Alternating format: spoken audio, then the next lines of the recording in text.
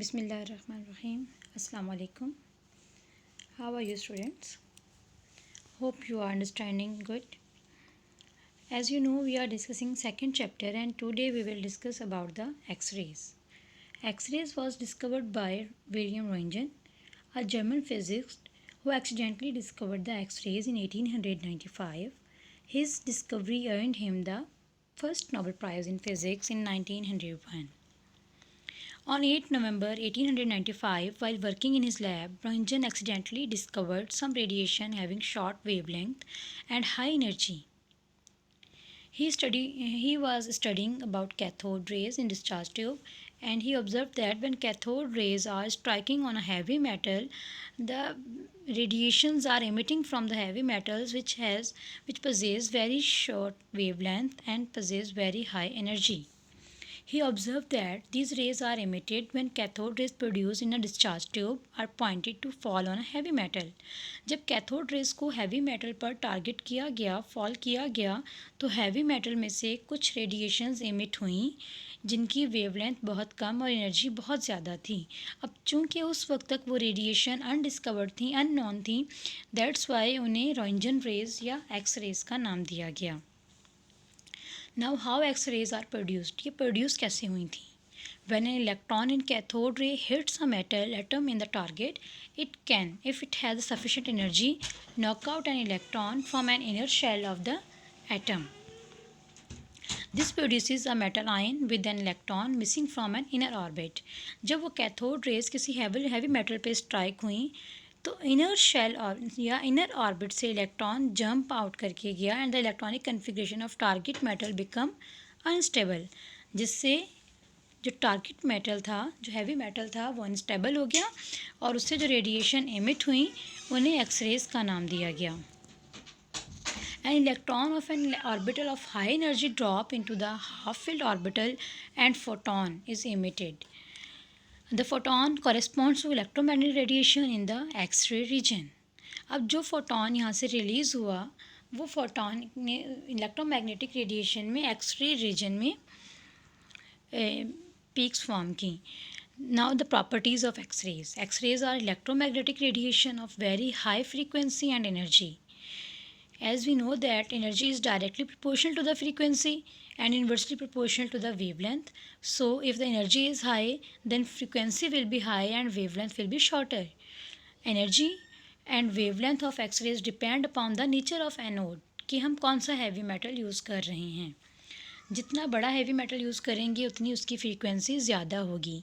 बड़े से मुराद greater atomic number, in the term of atomic number की हम बात करेंगे. Every metal has its own characteristics X-rays. X-rays are emitted from the target in all direction. Now, X-rays, the discovery of atomic number. जिस तरह अभी हमने जिक्र किया कि एनोड पे डिपेंड करता है कि जो रेज एमिट होंगी उनकी फ्रीक्वेंसी क्या होगी, उनकी स्ट्रेंथ क्या होगी, और हम यहाँ पे एटम को बड़ा या छोटा कंसिडर कर रहे हैं उसके एटॉमिक नंबर के अकॉर्डिंग. सो अब हम रिलेशन डिस्कस करेंगे कि एक्स-रेज का एटॉमिक नंबर की डिस्कवरी में क्या किरदार है. सो Henry G.J. Moseley was an English physicist and student of Rutherford. In 1913, Moseley did systematic and comprehensive study of X-rays. Moseley studies a range of wavelength 0.04 to 0.08 angstrom and determination of atomic number that was determined by the Moseley. Moseley determined the atomic number of the element using X-ray, which produce a cathode ray tube when the electron beam cathode rays falls on the metal target.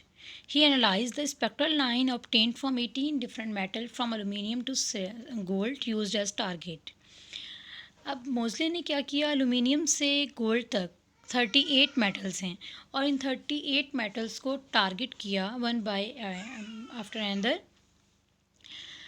Target करके उसने observe किया frequency को, x raise को. तो ही observe that कि जिस तरह atomic number बढ़ रहा था, एक्स रे की फ्रीक्वेंसी भी उसी रेशो से बढ़ रही थी. Mostly experiment bombardment of different metal. अब ये इसका एक्सपेरिमेंट है जिसमें डिफरेंट मेटल्स को इसने टारगेट किया, रिप्लेस किया। जहाँ यहाँ पे जो येलो मेटल नज़र आ रहा है ये रिप्लेसेबल मेटल टारगेट है, जिसकी जगह पर इसने बार बार डिफरेंट मेटल लगा के ऑब्जर्व किया और एक्सरेज जो इमिट हुई उनकी फ्रीक्वेंसी को स्टडी किया। और फिर इसने देखा कि एग्जैक्ट जिस तरह एटॉमिक नंबर इंक्रीज़ हो रहा है उसी तरह एक्सरेज की फ्रीक्वेंसी में भी तब्दीली आ रही है। Now Moseley proved that the frequency of X-rays are directly proportional to the number of proton in the nucleus. Atom में जितने ज़्यादा प्रोटॉन होंगे उतनी फ्रीक्वेंसी ज़्यादा होगी। अब अगर हम एटॉमिक नंबर को देखें तो एटॉमिक नंबर अगर हम टेबल में देखें तो जो सीरीज़ है, जो सीक्वेंस है, एटॉमिक नंबर इंक्रीजिंग ऑर्डर है और एक एक एटॉमिक नंबर चेंज हो रहा है, एक एक एटॉमिक नंबर बढ़ रहा है, मीन्स एक एक प्रोटॉन बढ़ रहा है। तो जब एक एक प्रोटॉन बढ़ रहा है तो उसकी फ्रीक्वेंसी भी उतनी ही बढ़ेगी। It means this is the direct relation between frequency and the protons in the nucleus, means atomic number. He defined the number of proton in the nucleus as atomic number. Now conclusion of Moseley's analysis. The spectral lines could be classified into two distinct groups, line of the shorter wavelength K series and the longer wavelength L series.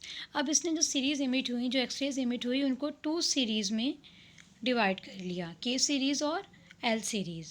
Spectral lines could be classified into two groups, one which belongs to the shorter wavelength K series and other which belong to the longer wavelength will be L series. If the target element is of higher atomic number, the wavelength of X-ray becomes shorter. The target matter of high atomic number, the frequency becomes higher because energy is increasing. He formulated a relationship between frequency and atomic number of the element which called Moseley's law. अब Moseley's law है क्या? The square root of frequency of a spectral line in X-ray spectrum varies as the atomic number Z of an element emitting it. Square root of frequency, square root of nu is directly proportional to the atomic number. जिस हिसाब से atomic number increase होगा उसी तरह frequency भी square root के according, उसके square root के रिलेशन से फ्रीक्वेंसी इंक्रीज़ होगी।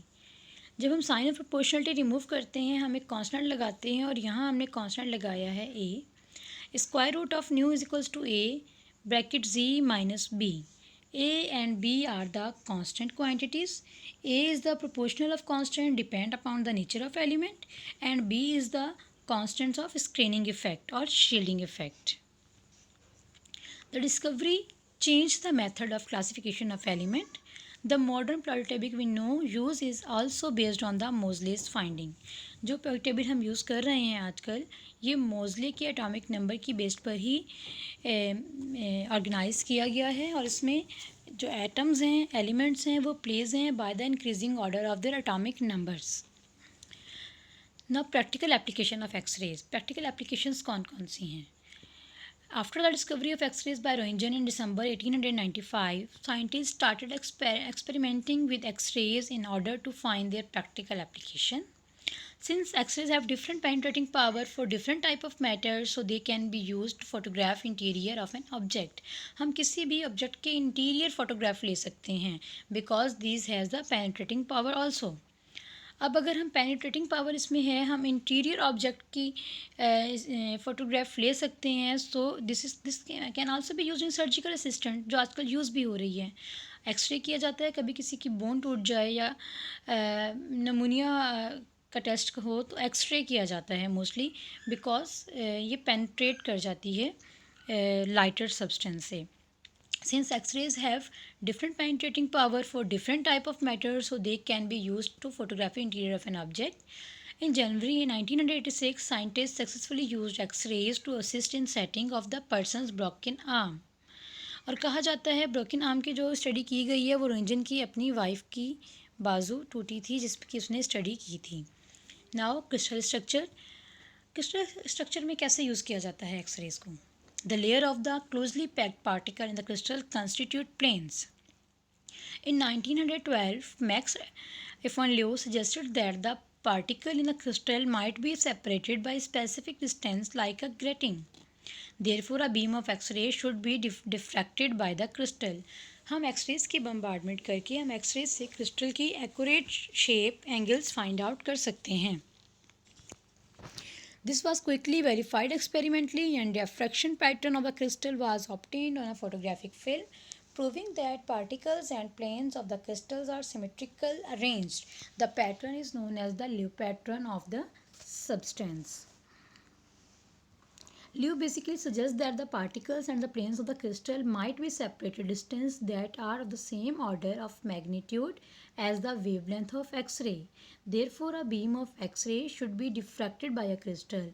This suggestion was quickly verified experimentally, and the highly symmetrical diffraction pattern that appear on the photographic film is known as the Liu pattern of the substance. In England, 1931, Williams Bragg also experiment the X-ray. He experiment about the X-ray diffraction. He devised the simpler apparatus of determining the internal structure of a crystal, which is called X-ray diffraction technique. So XRD X-ray diffraction technique means internal structure, किसी भी crystal की internal structure को हम find out कर सकते हैं. X ray diffraction technique है क्या? XRD टेक्निक क्या है? XRD वो टेक्निक है जिसमें हम किसी भी क्रिस्टल की इंटरनल स्ट्रक्चर को, उसके अपरेटस की इंटरनल स्ट्रक्चर को डिटरमाइन कर लें, उससे हम कहते हैं एक्सरे डायफ्रैक्शन टेक्निक, जिसे हम XRD